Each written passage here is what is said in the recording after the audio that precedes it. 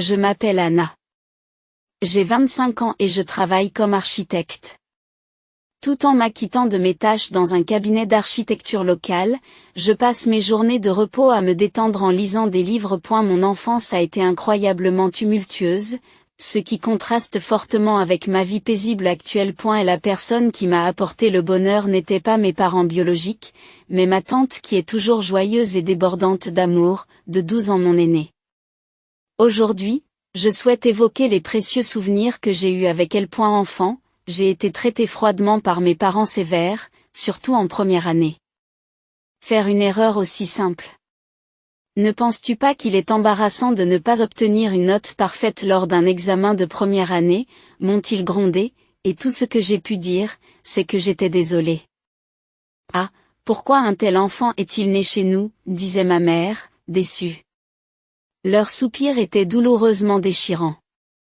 Ne répondant pas à leurs attentes, j'étais un mélange de frustration et de tristesse. Je suis né dans une famille de médecins, dans un quartier résidentiel chic d'une ville de province, d'un père médecin et d'une mère infirmière. Dès mon plus jeune âge, j'ai été envoyé dans des écoles privées, m'attendant à devenir médecin. Cependant, contrairement aux attentes de ma famille et de mes amis, mes résultats scolaires étaient médiocres et il m'a été difficile d'atteindre les premiers rangs. Dès mon entrée à l'école, je me suis senti rejetée par mes parents et j'étais constamment irritée par eux. Malgré cela, j'étudiais seule pendant de longues heures à la maison et dans des écoles de bachotage après mon retour à la maison, m'efforçant de gagner l'approbation de mes parents. En revanche, ma sœur Doris, qui avait 1 an de moins que moi, était exceptionnellement douée sur le plan scolaire.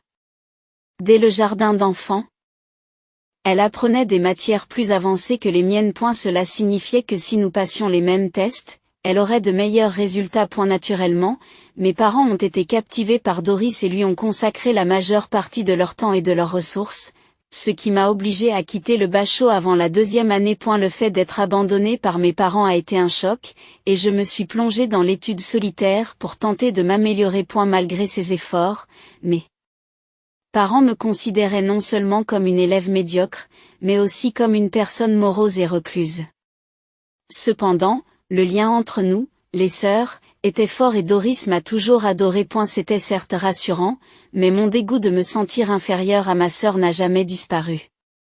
Lorsque je suis passée en 2e année et que ma sœur Doris est entrée à l'école, le traitement injuste est devenu encore plus sévère. Pendant les vacances, pour élargir son éducation, mes parents emmenaient souvent Doris au théâtre et dans les musées du centre-ville. On m'a dit qu'offrir des perles à des cochons qui n'apprécient pas leur valeur était du gaspillage, et j'ai été forcée de rester seule à la maison jusqu'au dîner. Doris, toujours avec un air coupable, semblait vouloir dire quelque chose à nos parents, mais ne parlait jamais. Je passais mon temps seule à la maison, pleurant continuellement aux voix joyeuses des autres familles que j'entendais à l'extérieur.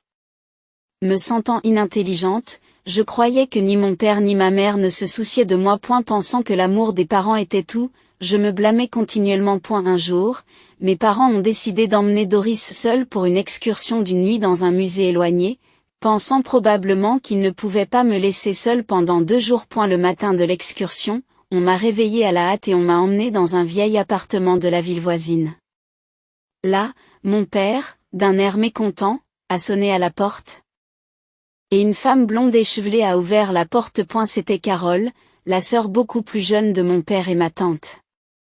Après une brève conversation, mon père retourna à la voiture sans même me jeter un regard. Tenant un grand sac qu'elle laissa derrière elle, une Carole endormie dit, en venant ingérer son menton en direction de la pièce. Je n'avais pas eu beaucoup d'interaction avec Carole, je ne lui avais parlé que quelques fois car nous n'étions pas très proches. Mon père m'avait toujours dit de ne pas m'approcher de Carole, elle vient de la classe inférieure et a à peine terminé le collège. En effet, la première impression de Carole était un peu suspecte avec ses cheveux blonds et son sweatshirt gris. Pourtant, tout en appréhendant d'être laissée à sa garde, je me suis assise sur le mince coussin du salon, me sentant mal à l'aise. J'ai soudain été accueillie par l'odeur réconfortante de la nourriture. Carole est apparue, tenant un plateau avec de la chaudrée de palourdes et des scones. « Tu n'as pas pris de petit déjeuner, n'est-ce pas ?» a-t-elle demandé, ce à quoi j'ai répondu prudemment tout en buvant une gorgée de chaudrée de palourdes. Non, merci. Le riche bouillon s'est lentement répandu dans ma bouche. C'est délicieux. C'est vrai? La chaudrée de palourde est ce qu'il y a de mieux au petit déjeuner, dit Carole en riant. Le sourire chaleureux de Carole et la chaudrée de palourde ont apaisé ma tension. Les 2 jours suivants, Carole a pris grand soin de moi. Les ragoûts et le risotto qu'elle préparait étaient délicieux. Et je mangeais sans aucune réserve. Tout en veillant sur moi, elle me souriait et me demandait si j'en voulais encore, en m'offrant des portions supplémentaires. De plus, Carole m'a emmené au zoo et a pris un réel plaisir à me faire visiter les lieux, en me faisant remarquer, regarde ce gorille. N'est-il pas cool? Cette journée au zoo a été vraiment agréable. À partir de ce moment-là, chaque fois que ma famille partait en voyage, elle me confiait à ses bons soins. Carole m'accueillait toujours chaleureusement. Petit à petit, j'ai commencé à lui faire confiance et j'étais vraiment attirée par sa personnalité chaleureuse. Carole me disait souvent, j'ai toujours voulu avoir une petite sœur comme toi et me traitait avec beaucoup d'attention. Cependant, alors que mes parents continuaient à me laisser avec elle, ils disaient du mal d'elle. J'ai entendu dire que Carole avait eu des problèmes au collège et qu'elle n'était pas allée au lycée. D'après mon père, elle s'est retrouvée dans un emploi de bas étage et gagnait à peine sa vie. Si tu ne veux pas finir comme elle, ne te relâche pas dans tes études, disait mon père en plaisantant à moitié lorsqu'il était ivre. J'avais toujours cru que les paroles de mon père étaient absolues, mais j'avais du mal à accepter ce qu'il disait de Carole. Elle était douée pour la cuisine et c'était quelqu'un de très bien.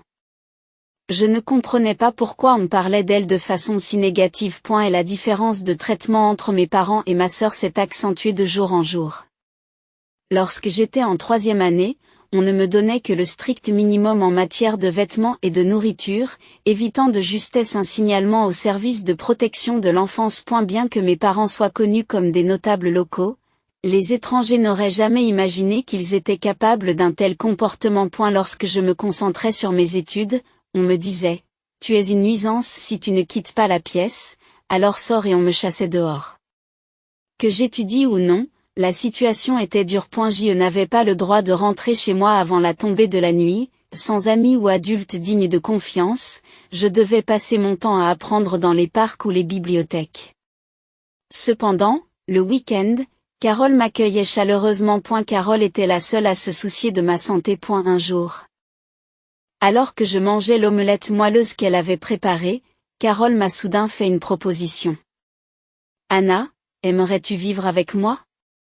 me demanda-t-elle. Alors que je restais stupéfaite, elle me caressa doucement la tête de sa main froide. Et si tu trouves que la vie à la maison est difficile, pense à moi comme à un parent. Nous mangerons ensemble tous les jours, nous dormirons côte à côte et nous irons même aux eaux de temps en temps, a-t-elle dit. Une proposition aussi rêveuse pouvait-elle être réelle? Le simple fait de l'entendre semblait si réel. Mais tu ne voudrais peut-être pas d'un parent stupide comme moi, dit-elle en riant avec autodérision. Je me suis empressée de dire que ce n'était pas vrai. Sa proposition était incroyablement séduisante. Cependant, je me demandais si je pouvais vraiment souhaiter une telle chose. Carole n'était pas encore mariée. Et je craignais que le fait de vivre avec moi ne soit un fardeau pour eux. Elle est le point de plus, je me demandais si mes parents ne verraient pas cela comme une trahison. Carole, est-ce que je peux vraiment vivre avec toi? Demandai-je à voix basse. Carole a levé le pouce et m'a répondu en souriant. Ce n'est pas grave. D'accord, c'était un moment irremplaçable. Je souhaitais vivement devenir une famille avec Carole et j'ai pris ma décision. Plus tard, Carole en a parlé à mes parents. Mais leur opposition à ce que je vive chez elle était étonnamment forte. Elle ne semblait pas provenir de l'affection, mais plutôt d'un souci d'apparence sociale. Ils n'aimaient pas l'idée de devoir expliquer à la communauté pourquoi un membre de la famille manquait à l'appel. Après de longues discussions, il a été décidé que je resterais simplement comme locataire chez Carole et qu'il n'y aurait pas d'adoption. Une fois que tout a été réglé, les choses se sont déroulées rapidement. Avec mes affaires de première nécessité et mon sac d'école, j'ai déménagé chez Carole. Le dernier jour à la maison, mes parents m'ont dit froidement. Ne néglige pas tes études. Et si tu deviens une nuisance et que tu nous déranges, nous t'enverrons tout de suite dans une institution. Seules mes sœurs ont semblé sincèrement attristées par mon départ. Mais même ma jeune sœur sentait que notre famille me négligeait point en me disant au revoir en pleurant, elle m'a dit, « Grande sœur, je t'aime. » Bien que j'éprouve encore des sentiments pour ma famille, les larmes de ma sœur m'ont fait de la peine point lorsque je me suis présentée devant Carole avec des sentiments mitigés, elle m'a accueilli avec un sourire radieux et s'est exclamée, « Yey, je suis si heureuse que tu sois venue habiter chez moi. » À ce moment-là, je me suis juré de fonder avec Carole une famille dont nous n'aurions pas à rougir. Commencer une nouvelle vie avec Carole n'a pas été sans difficulté. Le soutien de mes parents était minime et j'ai dû passer d'une école privée à une école publique. Lorsque j'avais du mal à faire mes devoirs, Carole s'asseyait avec moi et consultait les manuels, faisant de son mieux pour trouver les réponses ensemble. Même lorsque je n'obtenais pas une note parfaite aux examens, elle se réjouissait de mes 90%, disant que 90 points, c'est extraordinaire. Tu es vraiment quelqu'un, Anna. Avec le soutien de Carole, je suis progressivement devenue plus sociable. Je me suis fait des amis avec qui jouer après l'école, j'ai arrêté d'aller dans des écoles de bachotage et j'ai passé moins de temps à étudier. Étrangement, mes notes se sont améliorées même sans beaucoup d'efforts, et j'ai pu conserver les meilleures notes de ma classe. Les douleurs chroniques à l'estomac et la fatigue que je ressentais ont disparu, ce qui a constitué un changement important pour moi. Je pense qu'ils étaient dus au stress causé par la sévérité de mes parents pendant mon enfance. Lorsque j'ai atteint la 6e année, j'avais grandi émotionnellement.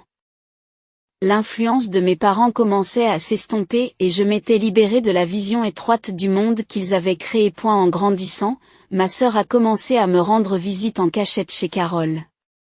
Elle avait toujours de bons résultats scolaires, ce qui rendait nos parents fiers, mais elle semblait avoir d'autres centres d'intérêt et m'exprimait souvent ses frustrations. Lorsque Carole cuisinait, ma sœur la regardait avec des yeux brillants et l'aidait toujours à ses côtés. 8 années se sont écoulées depuis que j'ai commencé à vivre avec Carole, et je me suis inscrite au département d'architecture d'une université nationale.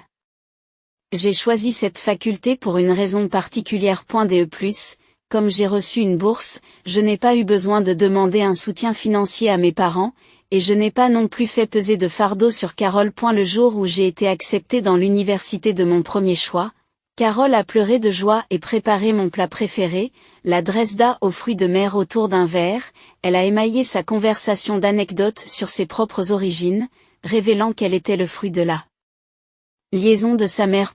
Si son père a d'abord élevé Carole comme son propre enfant, soucieux de l'image publique, il l'a finalement traitée sans affection. Malgré son désir précoce d'amour parental, Carole est entrée dans une phase de rébellion et s'est presque éloignée de ses parents, qui étaient en fait mes grands-parents paternels. Anna, tu as si bien tourné. Tu n'as pas suivi les mauvais chemins que j'ai empruntés et tu as tellement grandi, a déclaré Carole. C'est parce que tu étais là, Carole. Sans toi, je ne sais pas où je serais, ai-je répondu. Et la pensée de ce qui aurait pu se passer si Carole n'avait pas proposé de devenir ma famille ce jour-là m'a fait frissonner. Carole m'a caressé la tête avec la même affection qu'il y a 8 ans. Un an après le début de ma vie d'étudiante pleine d'espoir. Un jour de printemps a apporté une confrontation inattendue à mon appartement. C'étaient mes parents, les yeux rouges de colère. Toi aussi, tu as trompé Doris ? Crièrent-ils. Qu'est-il arrivé à Doris ? Dans quelle école de médecine va-t-elle ? Je leur ai répondu, ce qui n'a fait qu'accentuer la rougeur de leur visage. Et ne plaisantez pas. Vous devez savoir pour Doris. Doris est partie faire ce qu'elle veut, dit mon père, trop agité pour terminer sa phrase. Je savais ce qui les avait contrariés, alors j'ai réagi de manière appropriée, ai-je répondu. Il semble que Doris se soit inscrite à l'école de cuisine. C'est toi qui l'as poussée à faire ça ? Vous lui avez donné de mauvaises idées. Je n'ai rien fait de tel en réalité, Doris a fait croire à nos parents qu'elle se préparait à l'école de médecine, mais elle aspirait secrètement à étudier la nutrition et a été acceptée dans ce programme. Elle commencera ses études en nutrition, et non en médecine, en avril prochain. Tu penses que tu es au plus bas ? Tu es donc jalouse que ta sœur devienne médecin ? Quelle méchanceté ! M'accuse ma mère avec colère. Ce n'est pas vrai. Doris a choisi sa voie toute seule. Ne mentez pas. Il est impossible qu'une excellente enfant choisisse de devenir nutritionniste. En fait, Doris n'a pas l'intention de devenir nutritionniste, mais je l'ai gardé pour moi. Maman et papa n'ont jamais vraiment compris Doris. Maman tape du pied avec colère. C'est de ta faute. Ça n'a rien à voir avec Anna. Qu'est-ce qu'il y a? Doris et Carole apparaissent derrière moi. Surpris de voir Doris ici, la colère de mes parents s'intensifie. Puis, ils tournent leur critique vers Carole. Carole, c'est toi qui as fait ça? As-tu entraîné non seulement Anna mais aussi Doris sur la mauvaise voie? Je pense que cela ne te regarde pas. Comme pour protéger Carole de la tentative de mon père de l'attaquer. Doris s'avance. Doris s'avance. Ne blâmez pas Carole. C'est parce que j'ai montré de l'intérêt pour la cuisine qu'elle m'a offert sa cuisine. En effet, au fur et à mesure que Doris se rend chez Carole pour la voir, elle développe un intérêt pour la cuisine et devient progressivement passionnée en aidant à la cuisine. Et se concentrer uniquement sur ses résultats scolaires. Mes parents ne semblent pas avoir remarqué qu'elle rentrait à la maison en sentant l'huile de sésame. Bien qu'elle ait envisagé de faire une école de cuisine, elle ne pouvait pas quitter la maison sans bourse d'études et a donc choisi la nutrition. Comme moi, Doris a reçu une bourse qui lui a permis de tenir tête à ses parents. Elle souhaite devenir chef cuisinier plus tard. Les lèvres de mon père tremblent de colère. Doris, j'accepte que tu prennes une année sabbatique, alors retire-toi immédiatement de l'université et va dans une école préparatoire. Je refuse catégoriquement. Je refuse catégoriquement. Doris s'oppose fermement à l'emportement unilatéral de mon père. Voyant cela, ma mère a essayé de raisonner Doris avec douceur. Doris, faire un métier comme la nutrition ou la cuisine, que tout le monde peut faire, n'est pas à la hauteur de tes talents. Tout le monde s'attend à ce que tu deviennes médecin. Dans ce cas, maman, tu sais cuisiner? Quoi? Si tout le monde peut le faire, sais-tu comment faire frire parfaitement des crevettes pop-corn ou préparer une sauce béchamel? Eh bien, c'est. Il était clair que ma mère n'était pas douée pour la cuisine. Elle avait toujours compté sur les charcuteries et les repas livrés pour s'en sortir. Doris et moi avons donc été complètement enchantés par la cuisine familiale de Carole. Alors que ma mère ne savait plus où donner de la tête, Doris a ri froidement. C'est vraiment ironique de vivre en comptant sur l'aide des autres pour cuisiner et de mépriser les chefs. A eu lieu de me forcer à devenir médecin. Il vaudrait mieux laisser ma place à quelqu'un qui souhaite vraiment le devenir. Cela contribuerait davantage à aider les autres. Ce n'est qu'une excuse. Maman, papa, vous ne savez pas? En fait, ma sœur est bien plus douée que moi. Qu'est-ce que c'est que ça? Mes parents sont restés bouche bée. Ce n'est pas possible. Savez-vous au moins dans quelle université ma sœur étudie? Mes parents se sont regardés l'un l'autre. Comme je le pensais, vous ne le savez pas. Vous ne savez pas non plus à quel point le département d'architecture de l'université qu'elle fréquente est excellent. Elle a été acceptée dans le programme d'architecture d'une université nationale parce qu'elle est excellente sur le plan académique. Même s'il est exagéré de dire que Doris est plus douée que moi, c'est un fait que je suis devenue une excellente étudiante grâce au soutien de Carole. C'est vrai, maman et papa. Vous ne pouvez pas savoir à quel point j'ai réussi à l'école parce que vous n'avez jamais assisté à aucune de mes réunions parents-professeurs. Sur ce, mes parents ont perdu leur élan et se sont tus. Je les ai regardés d'un œil froid. Ce n'est pas toi qui as réussi à élever Anna, mais Carole. Doris a ri comme si elle avait abandonné. Ce n'est pas possible. C'est impossible. Et ne vous inquiétez pas. Je me suis occupée moi-même de mes études et je suis prête à vivre seule. J'ai déjà déménagé mes affaires. Tu n'as pas remarqué, n'est-ce pas? Tu n'as pas remarqué, n'est-ce pas? Qu'est-ce qu'il y a?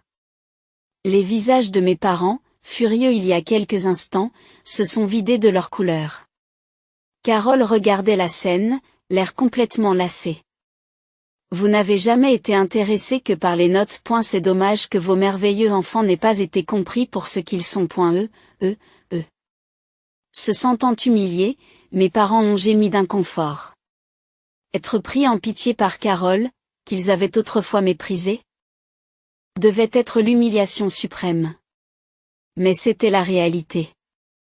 Mes parents ne trouvèrent pas de mots pour répliquer. Ce jour-là, Doris a fini par quitter la maison avec l'aide d'un ami, pour s'installer dans un autre état, à plus de 5 heures de route. Je ne m'attendais pas à ce que cet incident améliore le comportement de mes parents ou les fasse reculer face à Doris et moi. Lorsque j'ai entamé ma 2e année d'université, mes parents m'ont soudainement appelé. Je n'arrivais pas à me débarrasser d'un sentiment inquiétant, quoi qu'ils disent. Je refusais catégoriquement de rentrer à la maison. Nous nous sommes retrouvés dans un restaurant qu'ils fréquentaient, mais lorsque Carole m'a accompagnée, mes parents ont clairement manifesté leur mécontentement. Dès que nous nous sommes assis, ils ont étalé sur la table de nombreux dépliants, tous provenant d'universités dotées de facultés de médecine. Qu'est-ce que c'est que ça? Nous vous donnons la possibilité de retenter votre chance à l'école de médecine. N'est-ce pas une bonne affaire? Nous vous offrons une chance de vous racheter. De montrer que tu peux surpasser ta sœur à cause de laquelle tu as été méprisé. Quelle tournure inattendue des événements. C'est idiot. Ils ne comprennent vraiment pas. Mais j'ai décidé de jouer le jeu, juste pour m'amuser. C'est vrai? Je suis si heureuse. Peut-être que je peux entrer ici en pensant que vous vous souciez tant de moi. Je devrais vraiment être reconnaissante. Mon père acquiesce, l'air satisfait. Le visage de ma mère s'éclaira également. Comme si cela pouvait être vrai. Je n'ai pas pu retenir mon rire et j'ai éclaté de rire. Ah. Ah ah ah. Qu'est-ce qui ne va pas? Je ris de voir papa si heureux. Prendre une telle proposition au sérieux? Impossible? Après tout, j'ai ma propre VIE. À un moment où mes parents ont compris que je plaisantais. Leurs visages ont rapidement viré au rouge. Ils sont aussi prompts à la colère qu'ils sont loin d'avoir le calibre intellectuel d'un médecin. Doris ne m'a jamais regardé de haut. C'est vous qui nous avez toujours méprisés. C'est bien. De toute façon, je n'ai pas l'intention de tenter à nouveau l'école de médecine. J'ai répondu avec fermeté et une veine a palpité sur le front de mon père. Pourquoi Doris et toi ne comprenez-vous pas la noblesse du métier de médecin? Est-ce aussi la faute de Carole? Une fois de plus, mon père a dirigé ses reproches vers Carole. Il est complètement à côté de la plaque. Carole s'est contentée d'un sourire en coin. Mon frère, tu es si têtu. Qu'est-ce que tu as dit? Anna et Doris ne renient pas le travail des médecins, elles ont juste des passions ailleurs. Ce sont des professions comme l'architecture, la nutrition et la cuisine, que tout le monde peut soi-disant exercer. Même si ce sont des métiers que tout le monde peut faire, c'est très bien. Qu'est-ce qu'il y a? Surpris par cette voix soudaine, mon père se retourne pour voir 2 hommes musclés et en bonne santé qui se tiennent là. Qui êtes-vous? C'est le moment ou jamais. Vous venez d'insulter un architecte et son fils. Ils ont l'air surpris. À ce moment-là, Carole se lève et rapproche doucement de son bras le jeune homme qui se trouve à côté d'elle. C'est mon mari. C'est un honneur de vous rencontrer, beau-frère. Je suis Alexander Davis. Carole m'a beaucoup parlé de vous. Oui, en effet. Le mari de Carole sourit, montrant ses dents blanches. En fait, Carole a commencé à sortir avec Monsieur Davis il y a 5 ans, et ils se sont officiellement mariés quand j'ai eu 20 ans. Malgré mes assurances, ils étaient assez têtus et affectueux pour attendre que je sois adulte pour se marier. C'est ainsi que je me suis rapproché de la belle famille de Carole et que j'ai commencé à m'intéresser à l'architecture. Lorsque Carole a soudainement annoncé son mariage et que son mari a pris la parole. Mes parents ont été pris au dépourvu et n'ont pas su quoi dire. Ensuite, le beau-père de Carole s'est avancé avec un sourire et a commencé à parler. Enchanté, Dr Barnes. Je m'appelle Davis et je dirige une entreprise d'architecture dans la région. Je crois savoir qu'Anna a entendu parler de mon travail par Carole et qu'elle s'y intéresse. Vous êtes vraiment une personne merveilleuse et perspicace. Oui. J'ai l'intention de prendre bientôt ma retraite et j'aimerais qu'Anna rejoigne notre entreprise en tant qu'architecte et qu'elle apprenne les ficelles du métier pour pouvoir continuer à travailler à l'avenir. Comment osez-vous décider d'une telle chose tout seul? Alors qu'ils élevaient la voix, Davis ouvrit grand les yeux et les fixa. Même si vous l'appelez présomptueux, le fait que vous n'ayez montré aucun intérêt pour Anna jusqu'à présent est indéniable. Essayer de manipuler Anna après que sa sœur ait quitté la maison est tout à fait répréhensible, ne pensez-vous pas, c'est impoli. Pensez-vous que les gens de l'extérieur nous connaissent bien? C'est vrai. Mais encore une fois, les relations humaines sont principalement liées aux interactions avec les autres. Qu'est-ce qu'il y a? Davis regarda autour de lui. Mes parents regardèrent également autour d'eux et virent leurs visages perdre de leur couleur. Les autres clients du restaurant les regardaient avec des yeux froids. Le fait d'élever la voix attire inévitablement l'attention. Tout le monde est déçu. Nous n'aurions jamais pensé que le docteur Barnes, que nous respectons depuis si longtemps, puisse mépriser les autres de la sorte. Ce n'est pas vrai. Alors que mon père tremblait, son plat préféré a été servi. Le chef du restaurant l'a apporté. Docteur Barnes, je suis désolé. Il doit être difficile pour vous de manger des plats préparés par des travailleurs ordinaires. Vous n'avez plus à le supporter. Malheureusement. Cela marque la fin de nos relations avec vous. Je communiquerai la même chose aux autres restaurants. Attendez, ce n'est pas ce que je voulais dire. Nous pensons qu'il n'est pas approprié que des personnes qui peuvent être remplacées utilisent votre clinique, nous ne nous y rendrons donc plus. J'en informerai également mes connaissances. Qu'est-ce qu'il y a? Quoi? Dans le restaurant, tous les regards sont tournés vers mes parents. Incapables de résister à la pression, ils ont quitté le restaurant en toute hâte, laissant derrière eux leur nourriture et leurs brochures. Depuis cet incident, mes parents n'ont plus fait pression sur moi pour que je poursuive des études de médecine. Au bout d'un certain temps, ils m'ont approché en me suppliant de dissiper les malentendus. Il semble que l'incident survenu au restaurant ait entraîné une baisse significative du nombre de patients. L'hôpital a été créé il y a longtemps et comptait de nombreux patients âgés réguliers qui se confondaient avec la clientèle d'un restaurant tout aussi ancien. Grâce au bouche à oreille entre les personnes âgées du quartier, la réputation de l'hôpital s'est répandue, les médecins y sont les pires et ne tiennent pas compte de leurs patients. Les médecins de ce nouvel hôpital étaient non seulement compétents, mais aussi aimables, et aucun patient n'est revenu à l'hôpital que dirige mon père. En peu de temps, la gestion s'est détériorée, le stress a augmenté et mon père s'est emporté contre le personnel, ce qui a conduit les infirmières et les employés administratifs à démissionner les uns après les autres. Cela a alimenté les rumeurs selon lesquelles l'hôpital avait un problème d'éthique avec ses médecins, ce qui a entraîné une diminution constante du personnel et des patients. Le fonctionnement de l'hôpital était devenu un fardeau financier. Mes parents pensaient que si je parvenais à dissiper les malentendus, tout le monde reviendrait, mais une fois qu'une mauvaise réputation s'est répandue, elle ne s'efface pas facilement. En fait, la majeure partie de la réputation était basée sur la vérité, il n'était donc pas nécessaire de la corriger. Cependant, certaines histoires exagérées existaient également. Par exemple, on raconte que mon père s'est levé dans un restaurant pour crier à l'incompétence du chef et lui demander de s'excuser. Bien que ce ne soit pas vrai, j'ai étrangement un souvenir comme si j'avais été témoin d'une telle scène. Finalement, l'hôpital familial a dû fermer ses portes, et des voix se sont élevées pour blâmer la famille. Incapables de supporter l'humiliation, mes parents ont vendu notre fière maison familiale et ont commencé à vivre reclus à la campagne. 5 années se sont écoulées et j'ai réussi à construire ma carrière d'architecte, en travaillant pour le cabinet d'architecture dirigé par Carole et les lois. Bien qu'il me reste encore du chemin à parcourir par rapport aux meilleurs designers, je travaille assidûment chaque jour pour réaliser mon rêve. Ce rêve, c'est de concevoir le restaurant tenu par Doris et Carole.